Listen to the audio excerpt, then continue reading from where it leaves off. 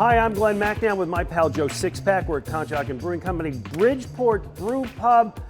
We're taking a hiatus from what's brewing, but we wanted to keep you posted on what's going on now. When you left us in the last episode, you talked about the history of IPAs. It was great stuff, but you left us with, and the game changer was... a cliffhanger. Yeah, what was it? The game changer to me was this beer here, the Ballast Point Sculpin from San Diego. It's a fine beer. Excellent beer. Got my little grapefruit flavor in there. Exactly, and what made this beer so popular was that grapefruit flavor, and it was being produced by the hops alone. People really dug a fruity IPA, and as a matter of fact, it really boosted that company in big time. If I'm correct, it led them to get sold for like $1 billion or something, right? Exactly. The purchaser thought that beer, this was going to be like the flagship beer. It's an incredible beer, and they were just going to ride that beer into the golden treasure. Sounds like there's a but. Yeah, big but, as they say. That beer started to ebb a little bit, and we'll get to it in a moment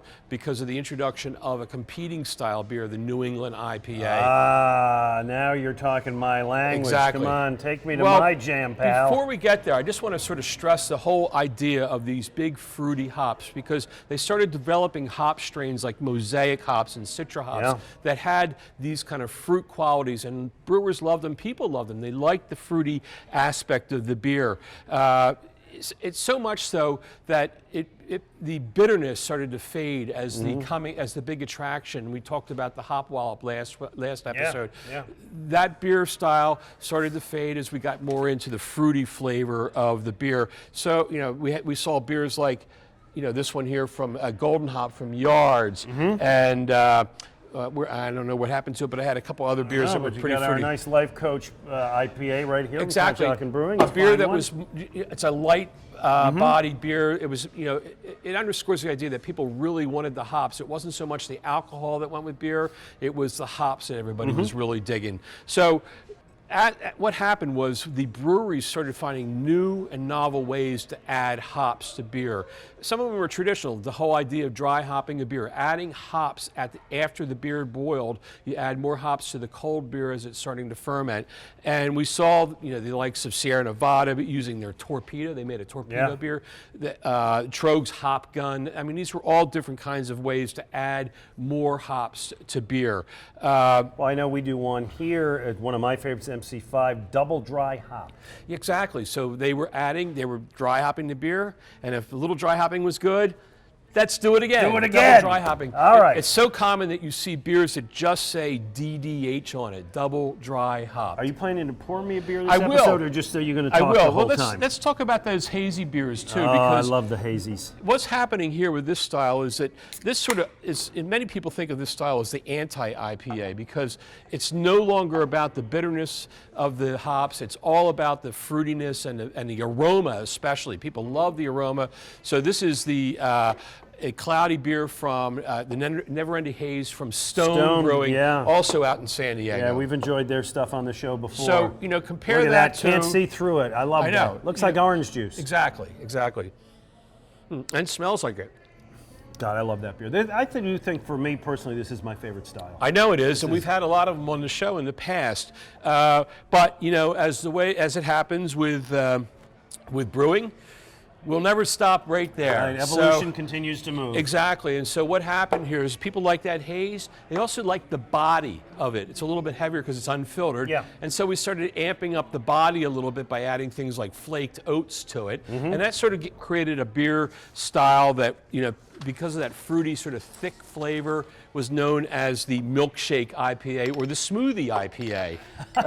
So we have a fruit, sort of juicy, and also thick-bodied beer. And we had this one here I brought is from Captain Lawrence Brewing Company Smoothie Dreams. Where are they out of? They're out of New York. Okay. And I've never tried this beer before. Ale brewed with milk, sugar, black raspberry, pomegranate, and vanilla. Well, this is dessert in a can, isn't it? Milk, sugar, lactose. It does not. Trick this one up before you came in, eh? Lactose does not ferment out, so it just is going to leave the sweetness there. Sorry about that foam there, but not much I can do about that. I'm going to grab another glass here. There you go. There you go. I think that's pretty typical. There's stuff floating around in there. Is that supposed to be Yeah, happening? there we go. I'm looking People for that. love that. Well, that's the Those thing. little flakes and People stuff. love the haze. They love all that stuff. No, I see the haze, but I see like little bodies well, of. like I said, if a little haze is good, even more chunky right. haze is Okay, better. here we go. We'll see. It's okay. Listen, I like it fine. It's a little, what's the word I'm looking for? Citrus. It's a little raspberry. It's very, well, you know what it is to me. It's not beerish. It does not taste very much like beer. Yeah, now we're moving toward the hard seltzer. Exactly. Yeah, you know we are moving toward the hard seltzer on that. Maybe. That's that. I'm going right back to this one. I like bitterness out of my IPA. All right, so this takes us right up to now. Oh, Joe Sixpack, seer of the future. Well, where are we going? I thought we were seeing it with the introduction last year of Brut IPA, where they added a yeast that chewed up all the sugar and made a really dry but very hoppy beer. But Brut IPAs came and went. Didn't catch on. You know why? Too clear.